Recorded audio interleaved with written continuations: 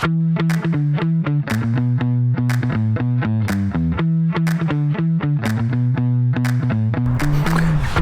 everyone, and welcome to a pretty simple video here. Just wanted to walk through the bike's mods, see what I got on there so far. There's going to be definitely more to come, but this was a request by Vince von Roykow.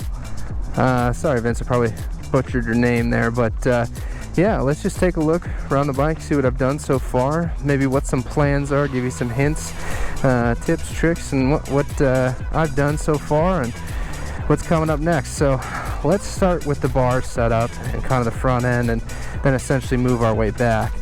So I'll put all the links to everything in the description below so that you guys can find them. I've purchased parts all from Amazon to Dennis Kirk to pretty much directly from manufacturer. So let's start at the top. So first things first, I've got this SP Connect phone mount, which if I can get my phone out of my pocket, comes with this nifty KTM case here. I've got an iPhone 11 Pro. Yeah, I know it's dated, but they're expensive, and you've got this little locking mechanism on the back of the phone here where you kind of loop it in, turn it, and yeah, that's not going anywhere, it's not coming out. I bought this case as well as the mount from KTM Twins, and just like everything from KTM Twins, I felt like it took a month and a half to get here.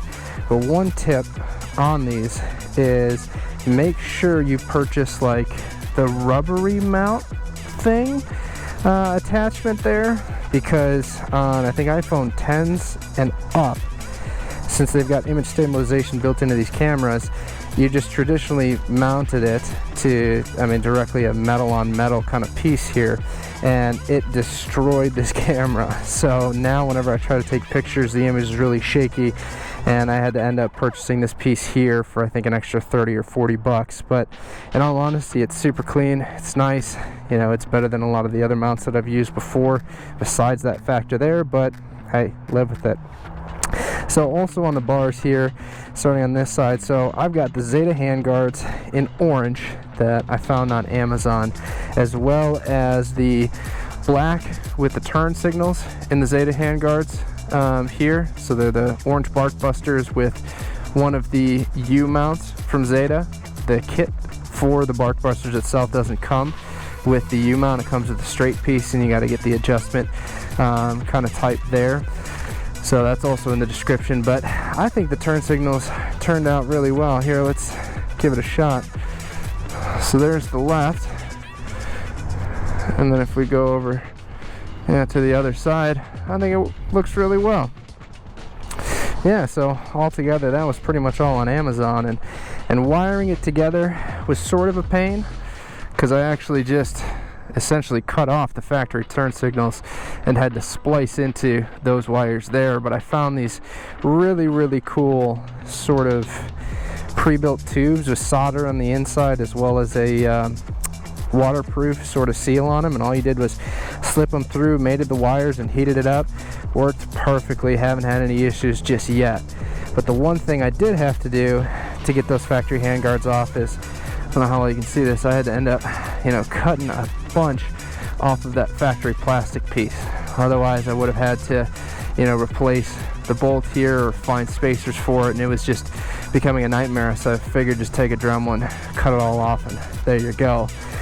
And then as far as the mirrors, I believe, don't quote me on this right now, but I believe they're the Power-Made trail mirrors. And they're supposed to have a spring so that they can, you know, kind of bungee out of the way, but I honestly just used the back end of one of the long bolts from the guards and used the nut on the end there, and there you go. And well, they work fairly well. They're not the best, but since you do need mirrors, it's easier for you to turn your head, but you know, just in case anybody asks, they're there. And then the headlight, SupermoFools darked out headlight in the front. I think this looks so much better than the factory, just all white halogen in there. But I got the Ghost kit, which when the mic's just running, there's actually no running light, but they have this LED kind of U here, which I think looks badass. But when you eventually want to turn a light on and you're riding at night, let's just say, whew, that absolutely blinds you. And don't have any examples because it's daytime, but trust me on that one, that is bright. So I don't always ride with that on because it's either no high beam, no headlight, just that LED U, or high beam on and you get a blinding headlight. So in certain situations I'll flash it to let people know I'm coming if I don't trust them pulling out. And yeah, and at night it's pretty darn good if you ask me. I would say it's mostly a stylistic upgrade. That factory headlight, it does suck, but at the same time this, you know, doesn't have a daytime running light besides that U, but hey, 6 of one, half dozen another. Another thing that I did that you can't see is within this throttle here, I actually ordered the Ducati Spacers spacer kit for the 690, and it's amazing. Now, I don't know if you guys have experienced kind of the throttle on these bikes before, but they've got a little bit of a wiggle back and forth to them. I'll try to find a video example of that, but with that spacer in there, there's 2 of them. Holy smokes, there's absolutely no wiggle whatsoever. I can't even turn that one bit. It's just straight to snap. That, honestly, for the $36 should be your first upgrade, and is probably the best upgrade, just because it's the most important piece of the bike. I mean, it has done absolute wonders. I absolutely love it, and for that cheap and a simple way of just taking these 4 bolts off, squeezing them on there, and putting it back on, totally worth it. Super simple, 2-wheel therapy kind of keychain there, whatever, tchotchke stuff. It's just crap anyway. But moving on to kind of the center of the bike, I'll come around to this side. I've got the Rottweiler Performance fuel dongle on, and they give you this little cap. I don't know if you'll be able to see that in there, but just a little butt end to screw into that factory header, since this is a factory header on there, to then taking that O2 sensor that tucks up underneath and plugging that in, and you're done. You're set and ready to go. That's one engine upgrade.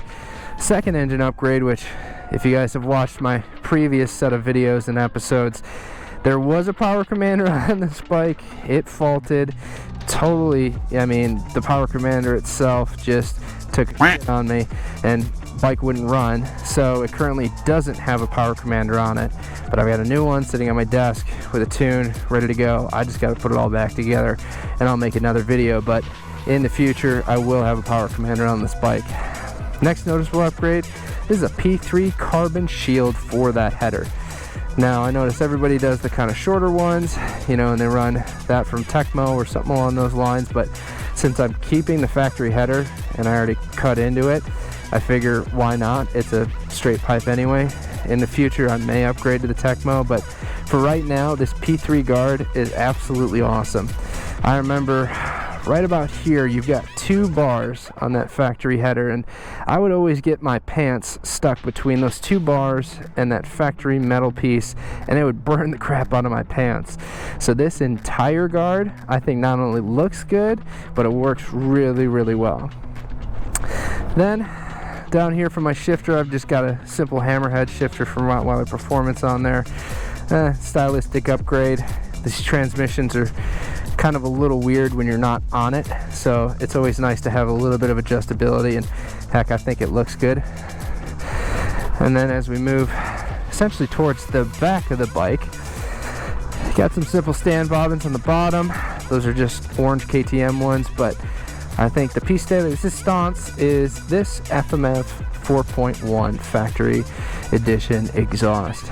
Now, this piece is definitely not meant for this bike, and I've had to do a ton of cutting and a whole install video on just to get this thing on there, but I think it turned out really, really well. It looks good, it sounds even better, but the one downside, well, it's a little janky. You know, if we look under here, I even heat wrapped it a little bit. This is just simply a mount from Advanced Auto Parts, just because I wanted to make sure that that stayed clamped, and any other motorcycle specific clamps really didn't have enough power for me. I may switch it out in the future just to see what I can get on it, but you can't really see most of it just because it's tucked underneath the plastics. I mean, it works, you know, I have no problem with it. It's not causing any issues, so 6 of one, half dozen of another later, I guess. And then for the tail tuck kit, this tail tuck kit is absolutely awesome. The factory one came down to about here and had all these plastic bits and all this other crap on it, and it just looked ugly as all get out. And I think this one from SupermoFools is absolutely perfect for this bike. Really simple to install. It's honestly just a plug and play system. When you take the seat off and take this back plastic piece off, it takes you maybe 15 minutes. 2 bolts on either side once that factory's off. But the one thing that does suck about it is that there is no light for riding at night. So my solution for that is either take apart the factory unit and actually try to figure out how to wire that in there, or you can be cheap like me and go to Amazon and actually get one of these quarter lights. Super simple. I just stuck it on underneath, and all you have to do is flip that switch on and off, and it actually provides about a normal amount of light that you would find. So I'm kind of happy with it. Let's see, at least with that on. Brake light and a turn signal. So super visible, not really. It's not bad, but with the tucked look, I think it looks great. So some future things that are coming. I've got my graphics kit ordered. It's already sitting at home. I'm waiting for some carbon bits down here. I got a seat cover. I got a lot of fun stuff. I'm gonna paint the wheels, see how those look. So a lot more coming down the road, but for right now, Vince, here you go.